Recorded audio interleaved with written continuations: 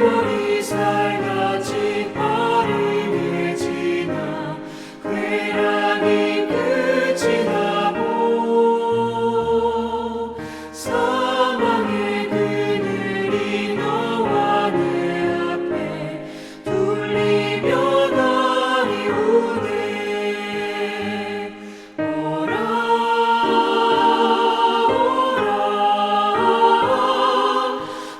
망치 말고 오라.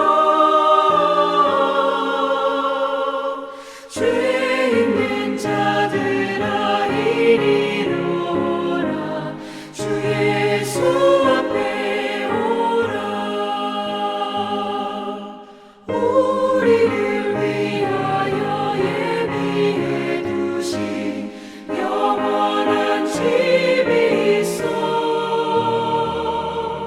죄 많은 세상을 떠나게 될 때 영접해 주시겠네. 오라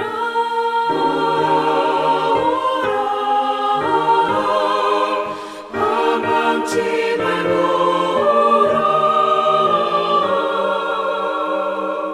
죄 있는 자들아 이리로 오라. 주 예수 앞에 오라.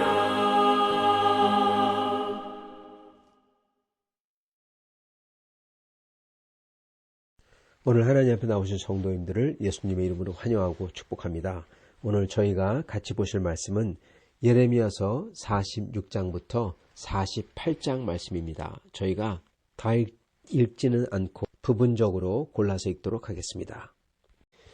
이방 나라들에 대하여 선지자 예레미야에게 임한 여호와의 말씀이라. 애굽에 관한 것이라. 곧 유다의 요시야 왕의 아들 여호야김 넷째 해에 유브라데 강가 갈그미스에서 바벨론의 느부갓네살 왕에게 패한 애굽의 왕 바로 느고의 군대에 대한 말씀이라. 너희는 작은 방패와 큰 방패를 예비하고 나가서 싸우라. 너희 기병이여 말에 안장을 지워 타며 투구를 쓰고 나가서 창을 갈며 갑옷을 입으라. 여호와의 말씀이니라. 내가 본즉 그들이 놀라 물러가며 그들의 용사는 패하여 황급히 도망하며 뒤를 돌아보지 아니함은 어찌미냐. 두려움이 그들의 사방에 있음이로다. 발이 빠른 자도 도망하지 못하며 용사도 피하지 못하고 그들이 다 북쪽에서 유브라데 강가에 넘어지고 엎드러지도다. 10절입니다. 그날은 주 만군의 여호와께서 그의 대적에게 원수 갚는 보복일이라. 칼이 배부르게 삼키며 그들의 피를 넘치도록 마시리니 주 만군의 여호와께서 북쪽 유브라데 강가에서 희생 제물을 받으실 것임이로다. 12절입니다. 내 수치가 나라들에 들렸고 내 부르짖음은 땅에 가득하였나니 용사가 용사에게 걸려 넘어져 둘이 함께 엎드려졌음이라. 바벨론의 느부갓네살 왕이 와서 애굽 땅을 칠 일에 대하여 선지자 예레미야에게 이르신 여호와의 말씀이라. 16절입니다. 그가 많은 사람을 넘어지게 하심에 사람이 사람 위에 엎드려지며 이르되 일어나라. 우리가 포악한 칼을 피하여 우리 민족에게로 우리 고향으로 돌아가자 하도다. 그들이 그곳에서 부르짖기를 애굽의 바로 왕이 망하였도다. 그가 기회를 놓쳤도다. 만군의 여호와라 일컫는 왕이 이르시되 나의 삶으로 맹세하노니 그가 과연 신들 중에 다볼같이 해변의 갈멜같이 오리라. 20절입니다. 애굽은 심히 아름다운 암송아지일지라도 북으로부터 쇠파리 떼가 줄곧 오리라. 24절입니다. 딸 애굽이 수치를 당하여 북쪽 백성의 손에 부침을 당하리로다. 만군의 여호와 이스라엘의 하나님께서 말씀하시니라. 보라, 내가 노의 아몬과 바로와 애굽과 애굽 신들과 왕들 곧 바로와 및 그를 의지하는 자들을 벌할 것이라. 내가 그들의 생명을 노리는 자의 손 곧 바벨론의 느부갓네살 왕의 손과 그 종들의 손에 넘기리라. 그럴지라도 그 후에는 그 땅이 이전같이 사람 살 곳이 되리라. 여호와의 말씀이니라. 47장 1절입니다. 바로가 가사를 치기 전에 블레셋 사람에 대하여 선지자 예레미야에게 임한 여호와의 말씀이라. 여호와께서 이와 같이 말씀하시되 보라 물이 북쪽에서 일어나 물결치는 시내를 이루어 그 땅과 그 중에 있는 모든 것과 그 성읍과 거기서 사는 자들을 휩쓸리니 사람들이 부르짖으며 그 땅 모든 주민이 울부짖으리라. 48장입니다. 모압에 관한 것이라. 만군의 여호와 이스라엘의 하나님께서 이와 같이 말씀하시되 오호라 느보여 그가 유린당하였다. 기랴다임이 수치를 당하여 점령되었고 미스갑이 수치를 당하여 파괴되었으니 모압의 찬송소리가 없어졌도다. 4절입니다. 모압이 멸망을 당하여 그 어린이들이 부르짖음이 들리도다. 11절입니다. 모압은 젊은 시절부터 평안하고 포로도 되지 아니하였으므로 마치 술이 그 찢기 위에 있고 이 그릇에서 저 그릇으로 옮기지 않음 같아서 그 맛이 남아있고 냄새가 변하지 아니하였도다. 그러므로 여호와께서 말씀하시니라. 날이 이르리니 내가 술을 옮겨 담는 사람을 보낼 것이라. 그들이 기울여서 그 그릇을 비게 하고 그 병들을 부수리니 이스라엘 집이 베델을 의뢰함으로 수치를 당한 것 같이 모압이 그못으로 말미암아 수치를 당하리로다. 26절입니다. 모압으로 취하게 할지어다. 이는 그가 여호와에 대하여 교만함이라. 그가 그 토한 것에서 뒹굴므로 조롱거리가 되리로다.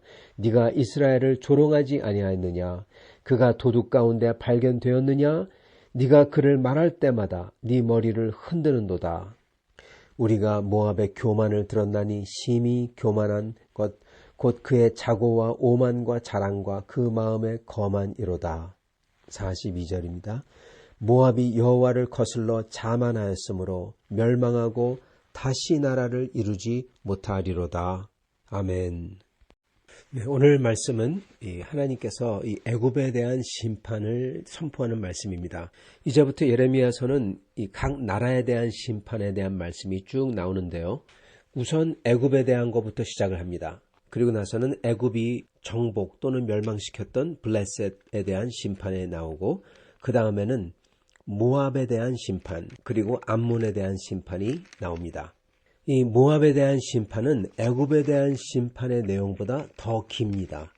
그런 다음에 나머지 나라들 에돔, 다메섹, 게달, 하솔, 엘람 이런 데가 나오죠. 그런데 아주 짧게 나옵니다. 여기 보면은 이 애굽과 블레셋이 한 묶음으로 나오고 그런 다음에 모압과 암몬이 한 묶음으로 나옵니다. 이 애굽에 대한 심판을 하나님께서 먼저 말씀하는 이유는 애굽이야말로 이 유다 백성이 의지하던 믿던 구석이 바로 애굽이었습니다. 그래서 하나님께서는 이 우상같이 유다 백성이 믿던 그 애굽을 하나님이 심판하신다는 거고 그래서 그게 먼저 나오는 거고요. 특히 바벨론을 그 당시 정치 상황을 생각했을 때 바벨론에게 대적할 수 있는 유일한 강대국이 애굽이었죠. 그래서 그 애굽의 멸망, 즉 바벨론을 막을 수 있는 자는 아무도 없다는 겁니다. 그거 갖다가 보여주시기 위해서 그리고 또한 유다 백성이 믿던 그 나라를 하나님께서 그 믿는 것을 심판하신다. 그 내용이 여기에 오늘 나오고 그리고 그 다음 내용에는 유다 백성을 가장 미워하고 시기 질투했던 백성, 모압과 암몬, 그들에 대한 심판이 나오는 것입니다. 즉, 한 나라는 유다가 우상처럼 믿었기 때문에 그 나라를 심판하는 모습. 또 하나는 하나님의 백성인 유다를 그토록 미워하고 질투하며 앞장서서 멸했기 때문에 심판당하는 모압과 암몬인 것입니다. 자, 애굽에 대한 심판의 말씀을 보면은 여기에 역사가 쭉 나옵니다. 2절, 46장 2절에 보면 애굽에 관한 것이라 곧 유다의 요시야 왕 그의 아들 여호야김 넷째 해에 유브라데 강가 갈그미스에서 바벨론의 느부갓네살 왕에게 패한 애굽의 왕 바로 느고의 군대에 대한 말씀이라.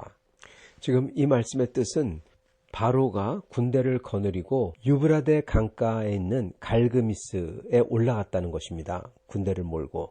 유브라데 강이 깁니다. 그래서 이게 어딘지 잘 모르는데 유브라데 강은 지금 현재 이라크 쪽에서부터 시작해서 길게 뻗어서 지금 현재 시리아 또는 레바논 땅까지 이어집니다. 그리고 시리아와 레바논은 이스라엘의 바로 위에 있는 데죠.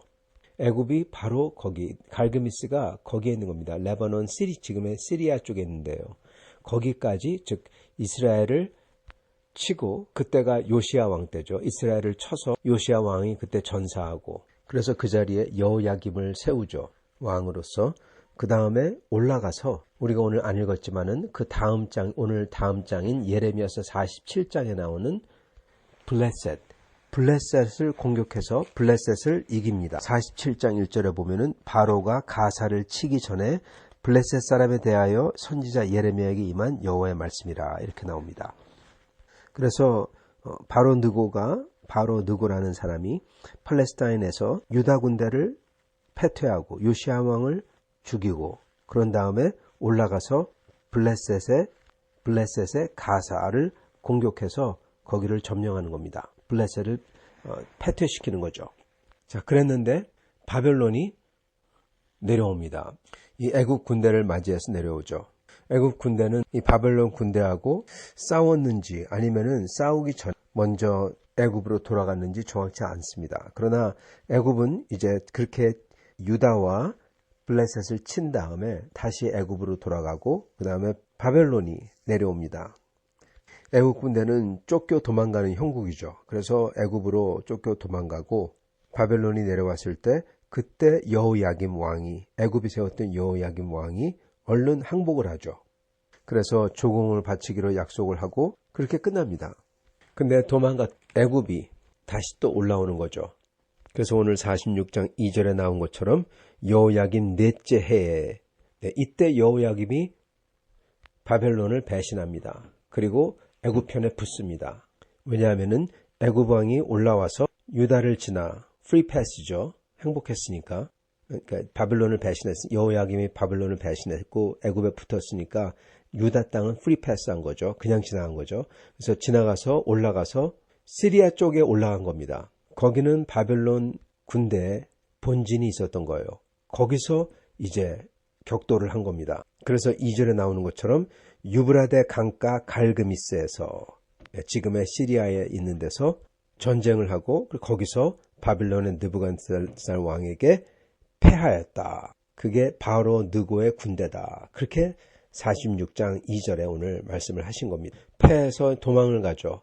그리고 바벨론은 남하하고 내려오고요. 그래서 배신한 유다를 칩니다. 그리고 여호야김 왕은 성 안에서 항거하려고 하는데 근데 이상하게 죽습니다. 아마도 죽임을 당하지 않았나 싶습니다. 그래서 성 밖으로 던져지고 그리고 얼른 항복을 하죠. 그래서 바벨론은 여호야김 왕의 아들을 끌고 가고 그 자리에 여호야김의 형제가 되는 시드기야를 왕으로 앉혔던 것입니다. 자, 그렇게 해서 애굽은 도망을 갔어요. 근데 이번에는 바벨론 느부갓네살 왕이 애굽을 가만히 두지 않는 겁니다. 왜냐하면 저번에도 애굽을 격퇴하고 그래서 애굽이 도망쳤는데 애굽이 뒤에서 계속 유다와 블레셋과 이런 나라들을 특히 유다로 하여금 애굽에 붙도록 만든 겁니다. 유다도 참 망하는 애굽에 계속 붙습니다. 친애굽파. 그래서 바벨론에 대적하게 만든 겁니다. 그러니까 사실 유다도 유다지만 그 뒤에 있는 거는 바로 애굽이었던 겁니다. 그래서 애굽을 이번에는 완전히 손을 봅니다. 그래서 46장 2절에 보면은 이 바로 느고가 유브라데의 강가에 있는 갈그미스까지 올라가서 시리아까지 올라갔다가 거기서 격퇴를 당하고 싸움에서 패하고 도망치고 그런 다음에는 46장 16절에 나오는 것처럼 그 사람들은 다 도망갑니다. 16절에 이렇게 나옵니다. 그가 많은 사람을 넘어지게 하심에 사람이 사람 위에 엎드려지며 이르되 일어나라 우리가 포악한 칼을 피하여 우리 민족에게로 우리 고향으로 돌아가자 하도다. 즉 우리 민족 애굽 민족 우리 고향 애굽 땅으로 돌아가자. 그래서 다 도망갔다는 겁니다. 그런데 그걸로 끝나는 게 아니라 18절에 만군의 여호와라 일컫는 왕이 이르시되 나의 삶으로 맹세하노니 그가 과연 산들 중에 다볼같이 해변의 갈멜같이 오리라. 밀어닥친다는 겁니다. 그래서 19절 애굽에 사는 딸이여 너는 너를 위하여 포로의 짐을 꾸리라. 노비 황무하며 불에 타서 주민이 없을 것임이라. 애굽은 심히 아름다운 암송아지일지라도 북으로부터 쇠파리 떼가 줄곧 오리라. 쳐들어온다는 겁니다. 애굽은 심히 아름다운 암송아지일지라도 애굽은 아름다웠습니다. 즉 애굽은 항상 물질과 식량이 풍부하고 문화가 발달하고 피라미드까지 졌잖아요. 그리고 굉장히 퇴폐하고 그런 곳으로서 다른 민족들이 침략해오기 어려운 곳에 있었습니다. 바다를 통해서 오면 모를까 땅을 통해서 육지를 통해서 온다고 하면은 유다 땅을 거쳐야 했고 유다가 관문이었죠. 그런 다음에는 사막이 있었습니다. 시내 반도 모세와 이스라엘 백성이 40년 동안 헤맸던 그 사막을 거쳐서 와야 됐기 때문에 보통 침략을 받았던 적이 굉장히 드물었던 겁니다. 그래서 거기서 안정을 구가하며 문명을 만들어냈죠. 그래서 심히 아름다운 그런 수식어가 붙는 것입니다. 그러나 그럴지라도 거기에 쳐들어온다는 거예요. 그래서 노비, 황무하다. 노브는 애굽의 큰 도시였습니다. 거기가 불타서 주민이 없다. 그래서 25절 만군의 여호와 이스라엘 하나님께서 말씀하시니라 보라 내가 노의 아몬과 바로와 애굽과 애굽 신들과 왕들 곧 바로와 및 그를 의지하는 자들을 벌할 것이라. 내가 그들의 생명을 노리는 자의 손 곧 바벨론의 느부갓네살 왕의 손과 그 종들의 손에 넘기리라. 그럴지라도 그 후에는 땅이 이전 사람같이 이전 사람 살 곳이 되리라. 즉 하나님께서 노의 아몬은 신입니다. 신을 벌하고 바로를 벌하시겠다. 그렇게 말씀하시고 것입니다. 그래서 이거를 볼 때 유다는 이 격동기에 즉 애굽이 밀어 올라오고 그리고 애굽이 이기는 듯해 하여 그럴 때는 애굽 편에 붙었다가 또다시 바벨론이 밀고 내려오고 그때는 애굽이 지죠. 그러면은 바벨론에게 얼른 항복하고 그랬다가 애굽이 다시 올라오면은 또 애굽 편에 붙고 그랬다가 애굽이 갈그미스에서 유브라덴 강 옆에 있는 도시에서 완전히 패하고 도망치고 그래서 바벨론이 밀고 내려와서 다시 유다의 왕을 갈아버리고 그런 다음에 애굽을 완전히 쳐들어가서 바벨론 왕이 애굽을 점령하죠. 그런 다음에 돌아갔는데 그 시드기야 왕을 뿐만 아니라 특히 그 귀족들 그들이 이미 멸망한 그 애굽을 둘러싸고 계속 애굽하고 뭘 하려고 하고 그러죠. 그래서 유다는 그 격동기에서 여기 붙었다 저기 붙었다 계속 그랬던 겁니다. 어떻게 보면 굉장히 불쌍한 모습이죠. 그러나 그들을 불쌍하다 하기보다는 이 모든 역사를 주관하시는 하나님 그의 길, 그의 도를 따랐다면 하나님께서는 유다에 대한 심판을 면하셨을 터인데 이들은 계속 회개하지 않고 즉 하나님의 그 도를 따르지 않고 여기 붙었다가 저기 붙었다가 계속 우상숭배를 하죠. 하나님에게 붙었다가 다른 신에게 붙었다가 그러면서 나라와 나라 사이의 신용과 계약도 그냥 헌신짝처럼 버리는 하나님을 헌신짝처럼 버리듯이 그 하나님에 대한 언약을 버렸듯이 사람과 나라에 대한 언약도 그렇게 버리는 그 모습을 보입니다. 그렇기 때문에 유다가 거기서 멸망을 하는 거죠. 하나님에게서도 버림받고 그리고 나라에게서도 버림을 받는 것입니다. 그리고 하나님은 이렇게 우상이 되었던 하나님의 백성으로 하여금 하나님 대신에 믿도록 만들었던 그 나라 애굽을 그냥 놔두지 않으셨던 것입니다. 그리고 마찬가지로 하나님은 또한 당신의 백성 유다 그 나라의 걸림돌이 되었던 애굽뿐만 아니라 그 당신의 백성이었던 유다를 미워하고 시기하고 질투했던 백성들도 그리고 저주했던 그 백성들도 하나님께서는 또한 동시에 멸하시고 심판하시는 것입니다. 오히려 애굽보다 더 심하게 멸하시고 심판하시죠. 암만 하나님의 백성이 타락하고 그랬다 하더라도 그 백성을 심판하시는 것은 하나님이시지 다른 사람이 아닌 것입니다. 그러나 모압과 암몬은 그 하나님의 백성을 그토록 싫어하고 미워하며 이게 시기 질투에서 기인한 것이죠. 그래서 48장 27절에 보면 이렇게 나옵니다. 네가 이스라엘을 조롱하지 아니하였느냐? 그가 도둑 가운데에서 발견되었느냐? 네가 그를 말할 때마다 네 머리를 흔드는도다. 네, 이스라엘이 도둑이냐라는 것입니다. 아니지 않냐? 그런데도 너는 이스라엘 얘기만 나오면은 네 머리를 흔든다는 겁니다. 그러면서 그들이 교만하대요. 26절 그가 여호와에 대하여 교만합니다. 29절 우리가 모압의 교만을 들었나니 심히 교만하다. 이 이스라엘을 비웃는 게 바로 하나님을 비웃는 거고 교만한 것입니다. 왜 이스라엘을 비웃을까요? 왜냐하면 비웃는다는 것은 뭐가 걸리기 때문에 비웃는 겁니다. 여러분, 아예 무시할 만한 상대면요 비웃지도 않습니다. 그렇잖아요. 비웃을 필요도 없어요. 아예 그냥 무시하는 상대니까요. 보잘것없는 사람들이니까요. 비웃는 이유는 자기가 원하는데 마음대로 안 되거나 자기보다 더 잘하거나 자기와 같은 줄 알았는데 그랬을 때 비웃는 것입니다. 즉 시기 질투의 대상이라는 거예요. 그렇기 때문에 교만하다는 것은 비웃기 때문에 더 어떻게든 그들을 누르려고 하기 때문에 교만으로 그게 비치는 것입니다. 그랬던 나라가 바로 모압과 암몬이었습니다. 왜냐하면 이거는 뿌리 깊은데 이거는 바로 아브라함의 언약으로 돌아가기 때문에 그렇습니다. 자기들도 아브라함의 축복과 연관이 되는 것 같은데 자기는 롯의 자손이에요. 소돔과 고모라의 문화를 받은, 그래서 근친상간을 한 그 롯의 자손, 그리고 아브라함의 언약과 축복에서 벗어나 있는 사람들, 가장 가깝지만 그래서 미워하는 겁니다. 이들 또한 하나님께서 심판하신다는 겁니다. 여러분, 신기한 것은 하나님께서 이미 심판하는 당신의 백성 유다와 이스라엘인데, 근데 그 유다와 이스라엘을 시기 질투하는 백성들을 하나님은 더 미워하시고 더 벌하신다는 겁니다. 그리고 또한 그 심판받는 백성인 유다와 이스라엘, 그들의 우상적인 대상이 되었던 애굽, 그들도 하나님께서 심판하신다는 거예요.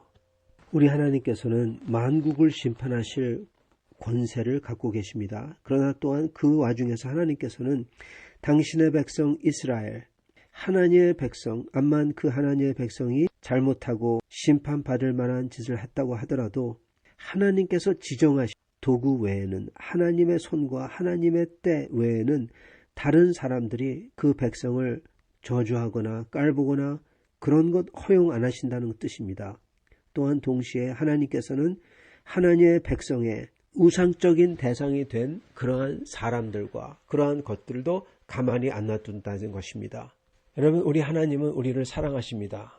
하나님의 백성을 사랑하세요. 그렇기 때문에 하나님께서는 당신의 백성의 우상적이 된 사람들, 우상적이 된 것들, 우리가 만약에 하나님보다 어떠한 사람을 더 믿는다면, 어떠한 나라를 더 믿는다면, 세력을 더 믿는다면, 또는 물질과 돈과 이런 것들을 더 의지한다면 하나님은 그것을 가만히 안 놔두시는 것입니다. 성도 여러분, 혹시 우리 가운데 하나님 말고 우리가 더 믿는 구석이 있는 것이 있습니까? 저희는 그렇게 하면은 그 믿는 구석을 저희가 아끼는 것, 그것을 하나님이 망가뜨리실 수 있다는 것입니다. 그렇기 때문에 저희는 그러한 것을 놔두고 오직 하나님만이 나의 인생을, 나의 삶을, 그리고 이 세상을 다스린다라는 것을 분명히 인지하고 그 하나님을 의지해야 되는 것입니다. 그러지 아니하고 다른 사람을, 다른 것을 의지할 때 그 사람과 다른 것이 위험에 빠질 수가 있다는 것입니다. 잃어버릴 수가 있다는 것입니다. 다 날려버릴 수가 있다는 거예요. 왜요? 하나님께서 그 우상을 치워버리려고 하시기 때문에 그렇습니다. 그리고 혹시 하나님의 백성된 우리가 주님의 일을 하면서 주님을 섬기면서 따를 때 그러한 우리를, 특히 하나님의 섬기는 것 때문에 시기하고 질투하고 미워하고 억울하게 만드는 사람들이 있습니까? 하나님은 그들 또한 가만히 안 놔두실 것입니다. 왜냐하면 하나님은 우리를 사랑하시기 때문에 그렇습니다. 그래서 우리는 이 하나님의 사랑과 또한 동시에 심판하심을 오늘 보며 우리를 사랑하고 인도하는 하나님을 믿고 그 하나님의 뜻을 따라 사는 사람들이 되어야 될 것입니다. 하나님의 뜻은 여러분 분명합니다. 명확합니다. 하나님은 우리가 거룩하게 살길 원하시고 거룩한 사회를 이루길 원하시고, 그리고 그 거룩하며 의로우며 그러한 거룩하며 의로운 그 속에서 일어나는 사랑, 거룩한 사랑이죠. 이러한 하나님을 저희가 보이기를, 증인으로서 살면서 보이고 그리고 이것을 전하기를 원하시는 것입니다. 그래서 그러한 거룩한 삶을 사는지, 주님의 뜻에 맞는, 십계명에 맞는, 예수님이 그렇게 말씀하신 산상수훈에 맞는 삶을 내가 사는지, 그럼으로써 내가 하나님 믿는다는 내가 가진 소망을 다른 사람에게 보여줄 수 있는지, 보이는 삶을 사는지 저희는 항상 살펴봐야 되는 것입니다. 그리고 그러한 하나님의 뜻에 맞는 삶을 살며, 그리고 하나님을 시시각각 의지하며 그에게 나아가 기도로 아뢰고 그리고 주님을 따라 살아야 되는 것입니다. 그렇게 살 때 하나님께서는 저희를 온전하게 인도해 주실 것입니다. 이러한 삶을 사시는 여러분과 저가 될 수 있기를 예수님의 이름으로 축원합니다. 같이 기도하시겠습니다.